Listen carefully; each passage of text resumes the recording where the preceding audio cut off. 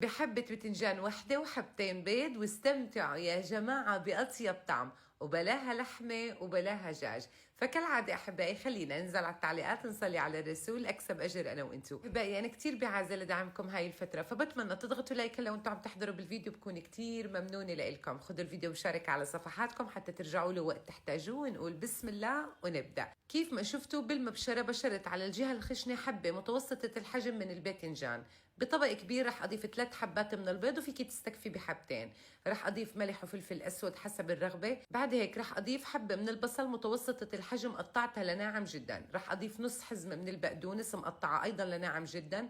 حبة متوسطة الحجم من البندورة مقطعة أيضا لناعم جدا.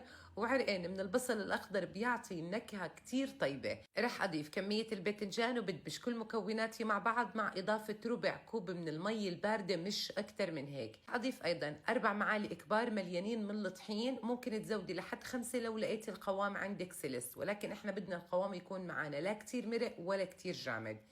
بدمج كل المكونات مع بعض، ورح أضيف وقت القلي فقط معلقة صغيرة مليانة من البيكنج باودر. بدمج كل هاي المكونات مع بعض، وبمقلى مقاسه 24 رح أضيف 3-4 معالق من الزيت النباتي أو زيت الزيتون لو بتحبوا، وبضيف كمية منيحة من عجة الباذنجان. تمام، وحرارة الغاز بتكون هون صبايا عنا على المتوسط. رح أغطي المقلى تمام، وبتركها لحد ما تتحمر معنا من تحت، فخلوا الحرارة عندكم على المتوسط لكل المكونات عندي تستوي تماما.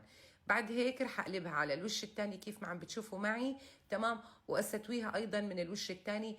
ما بتاخد معكم وقت كتير في التحضير، يا دوبك على كل وجه 3-4 دقائق مش اكتر من هيك. غطيها لحد ما تستوي معنا تماما. بعد هيك رح اضيف على الوجه شوي من جبنة الموزاريلا ورشة بسيطة من الاوريجانو او الفلفل الاسود لو بتحبوا.